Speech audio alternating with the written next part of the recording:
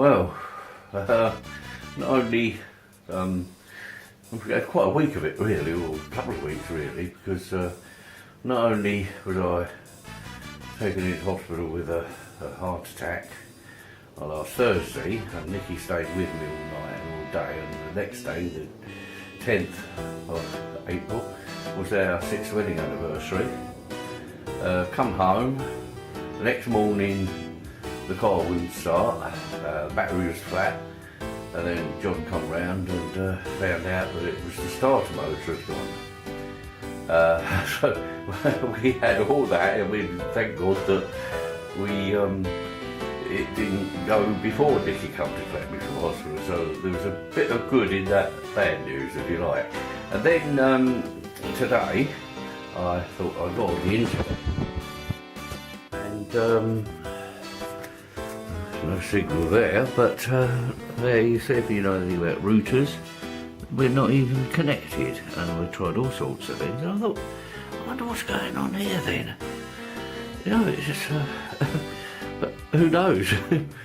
But anyway, so then on top of that, they were doing our roads, which they were supposed to be doing while I was in hospital, but it's a few days have gone by now, they still haven't done. So today they started the roadworks, and I thought, so I wonder if the router's got anything to do with that while we cut off from the internet. Well, follow me. Well, there's the roadworks going on, and a little while ago when we went up, we realised that our cable was laying down there. I wonder what was happening. Of course, what's actually happening is that they're fixing the cables, and we were totally disconnected, so I think they're just doing it now, and the bloke up there is collecting our cable. But it shows you, look, how things can happen, everything happens at once. Lovely, eh?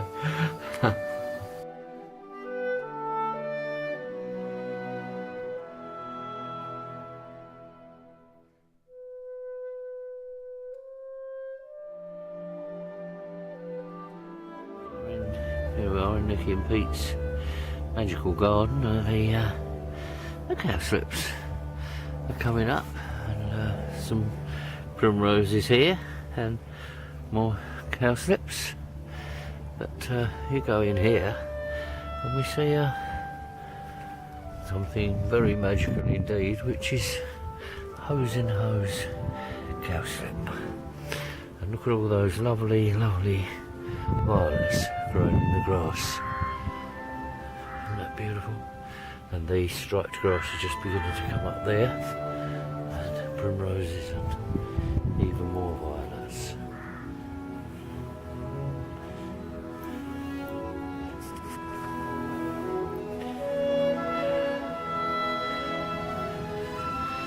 And here we are with the daisies.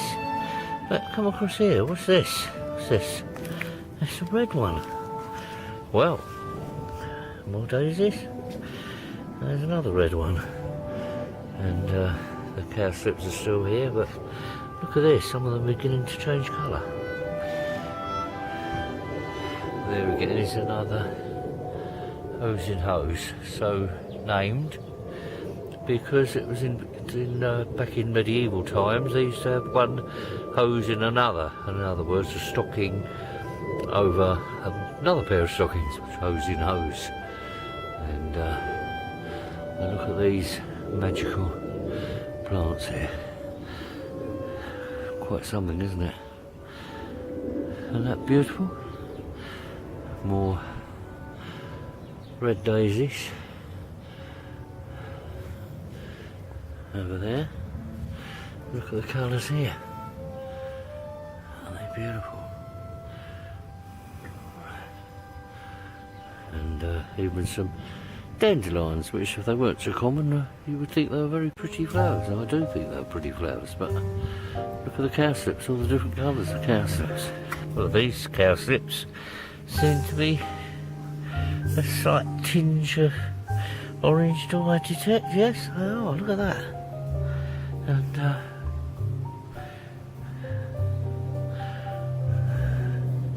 and even bright red. Wow, they are beautiful, aren't they? All different colours, look at that. And here is an oak-leafed primrose. Quite appropriate for us because the leaves, as you can see, is shaped like an oak leaf. Look at that. Isn't that fascinating? And more red dandelions amongst the white ones. Well, right, red to the daisies, I mean. And look at that. And then from the cowslips, which you've got, there's a red one coming up there, but look at this. That is a very pale, which is very unusual indeed, I can assure you. And there you see there's one, someone's eaten that, but it's another oak leaf. And a little hidden corner is some silver laced primroses, look at that.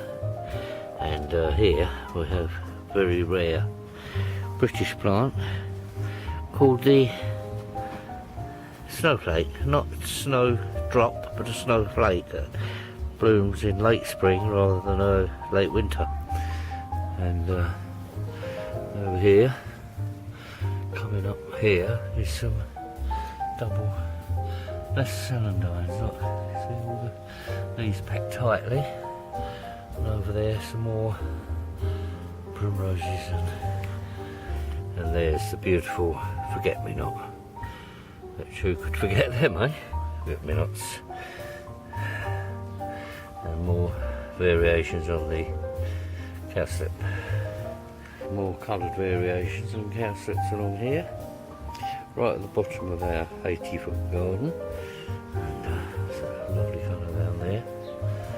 And these are sort of nearing polyanthuses really. And this here is interesting because it's what they call a jack in the green.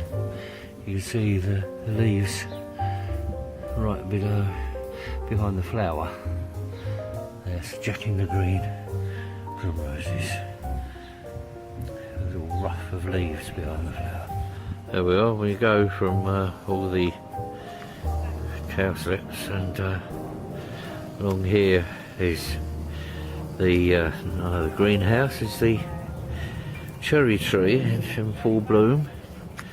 That was bought by Nikki's uncle Ed for our wedding anniversary, which we actually this year we spent in hospital because I had a heart attack.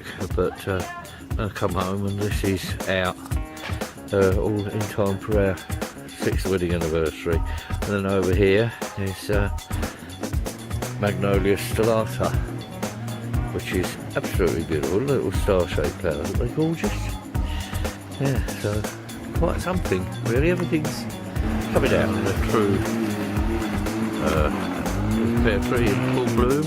It's actually next doors, but it comes into ours. And of course the name Perry comes from pear trees. The Scottish lairds kept pear trees, so that's where the name comes from. Here's the pear tree, and there's this Fiftinia red robin. Look at that, how bright and beautiful that is. So there we go. That's it. Lovely, isn't it?